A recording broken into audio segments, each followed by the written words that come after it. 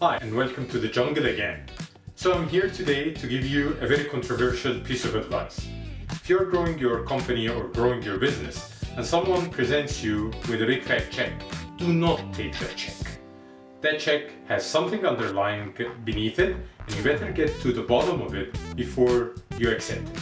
I'll also tell you a story about one company that did not take this check and didn't succumb to the temptation and where it ended today, and the other one that took this bait and let's see where it ended today. I'll also tell you a story personally about me when I took this bait and what it did to me and what it did to the business that I was managing. So stay tuned and don't go away. So usually the problem is not with the check itself. The problem is with the expectations that come with this check. You see, there is no such thing as a free lunch. Everybody who is willing to put money behind a growing business, taking the risk, is also expecting big rewards. And these kind of expectations are when things go wrong. These expectations might not be attainable, might not be realistic in the first place. However, the people who are putting the money behind your business do not know this. Only you can be the judge of if these expectations are real, attainable, you can get to them or not. And look, expectations, like expectations in everything in life, they can ruin a relationship. And the last thing you want is to ruin your relationship with your investors. Now, the other problem with the expectations is that when they become unattainable and you want so much to deliver them, people start to go into the route of taking shortcuts. And shortcuts is a big problem, especially if you are growing your company. You see, growing your company is a very, very, very delicate situation that you are in, and a delicate phase in the lifetime of your company.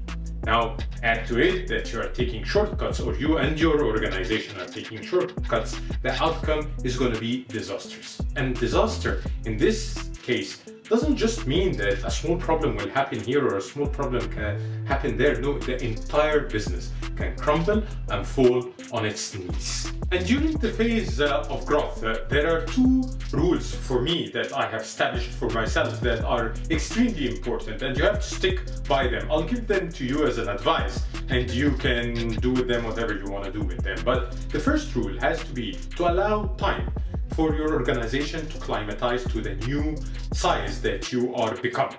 That's to say, the finance people have to understand that all the numbers, there are 3 zeros that are added to them, and the HR has to be ready to handle 1,000 people instead of the current 100 people.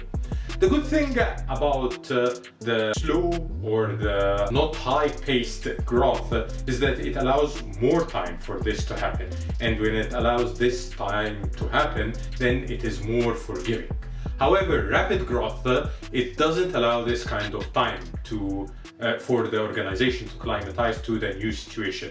And therefore, mistakes start to happen, and shortcuts are the only resolution there. The second rule is about the future. And here, the future of your company and the future of your vision as well.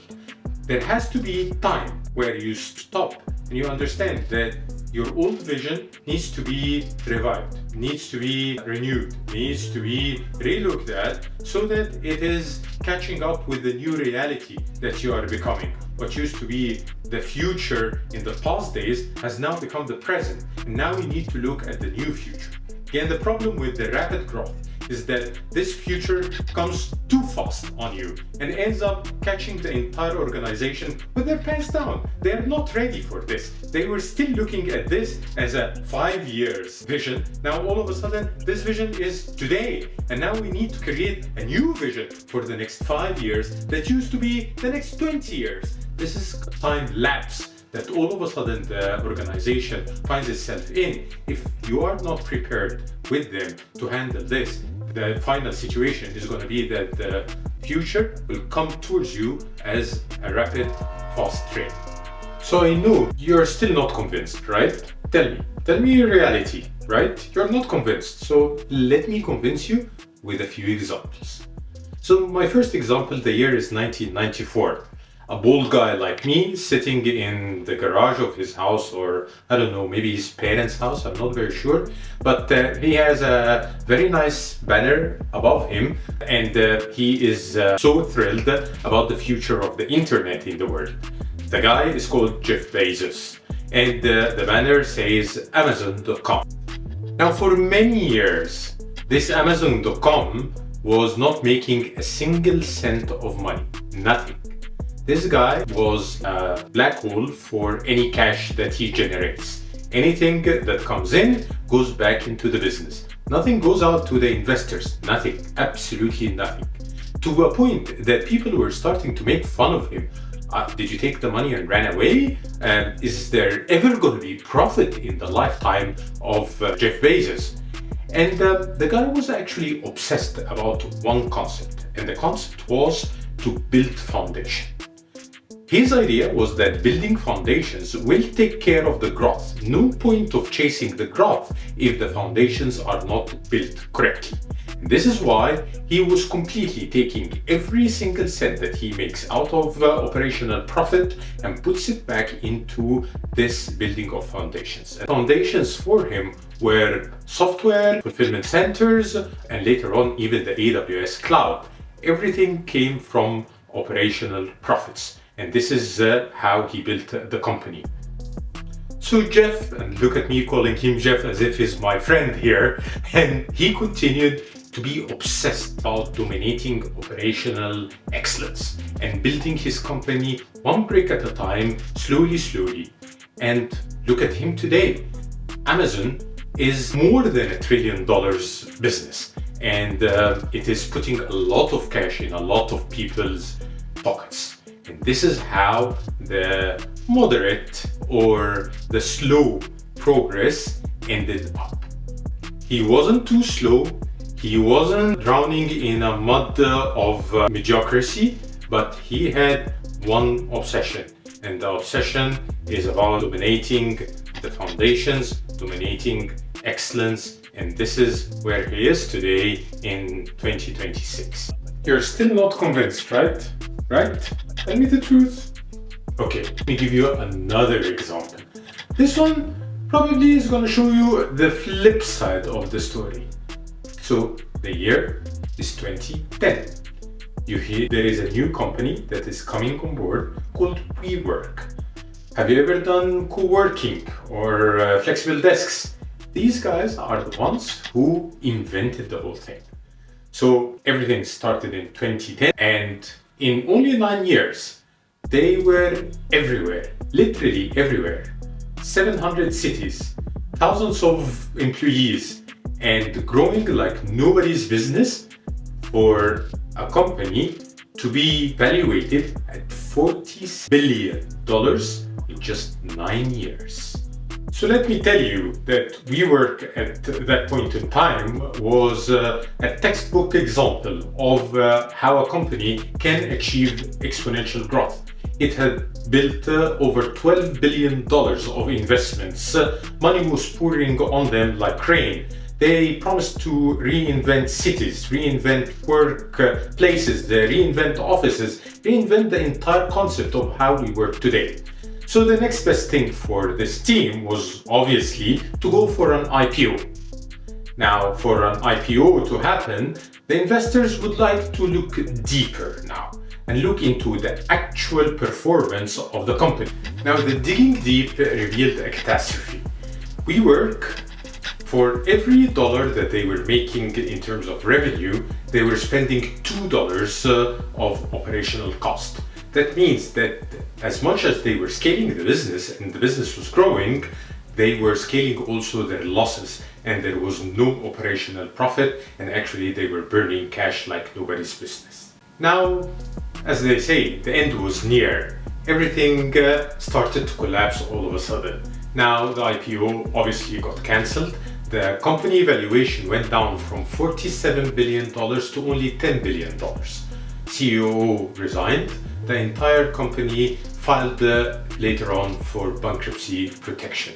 And that was the most heartbreaking IPO in the history of the unicorns. And it only reveals that when you grow without the proper foundation, you're only heading into a catastrophe. And if you grow a little bit slower, but with the right foundation, then you are there for continuity rather than burning like a flash, like what happened to WeWork. In order to convince you, I've given you already 2 examples from the international business world. However, let me give you a little bit of my personal experience as well, and my experience with big checks and what it did to me. It will be a little bit embarrassing to say a story of my failure, but let me spill the tea. So the year was 2021. It was just out of COVID, and we were offered a partnership with one of the world's biggest brands in the area of FMCG to go with them into a venture of producing a new form. Obviously, this was out of our strategy because our strategy wasn't in partnering up with the international brands, but the opportunity was very dazzling and was very promising. So what we did is that we believed their growth numbers, which looked like crazy amazing. It looked like exactly what you would love, a hockey stick with a small tip and a big handle. And we started looking for how to finance this opportunity.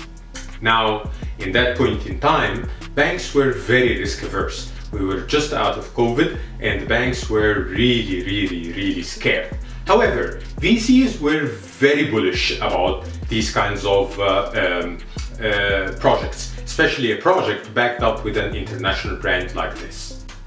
And we were successful. We got ourselves the money that is needed to finance this new project. Now, everybody is holding everybody's expectations. We are expecting from this big brand, and the VC is expecting from us. And that was a recipe for a catastrophe. So, fast forward a couple of years later, the big brand looks at their numbers and they discover that they are very unprofitable. And what they expected as a market reaction was a complete failure. Obviously for us, that was a heartbreak, because now that we backed up this kind of project and we have this amazing facility, now we're sitting with this facility empty. We don't have volumes for it. And we also got trapped now because we are holding expectations for them, and we are being held accountable for them by the VC. Now, imagine this situation now with the international brand saying, oops, sorry guys, we're out of here, we cannot hold it anymore. And they break the agreement, pay the penalty, and we are sitting now with this, how to pay this massive check that we got from the VC. Now the problem with that situation is all of a sudden a venture capital becomes a vulture capital. They don't like you anymore. And obviously, as any kind of relationships, when people have expectations from one another and you do not manage these expectations correctly, or you do not deliver on what is expected, then the relationship starts to break. First strained, then broken, and eventually in 2025, this business had to file also for bankruptcy protection. So the common theme has been in all of these examples that growing fast doesn't allow you time to build your foundation, and weak foundations cause collapse. Even in the jungle, there are vines and there are oak trees. Vines, they cover a lot of ground very quickly, but their roots are very weak. This is why they do not survive. They become food for other animals, or they're taken out in winter. However, oak trees, they take their time to push their roots down into the earth. And this is why they survive and they live for long. So become an oak tree and don't become a vine. And welcome to the jungle. So if you enjoyed the episode, please like it. subscribe to the channel, give us feedback, tell us what we did right and what we did wrong. It's always appreciated, and please stay tuned for more to come. Thank you again for watching.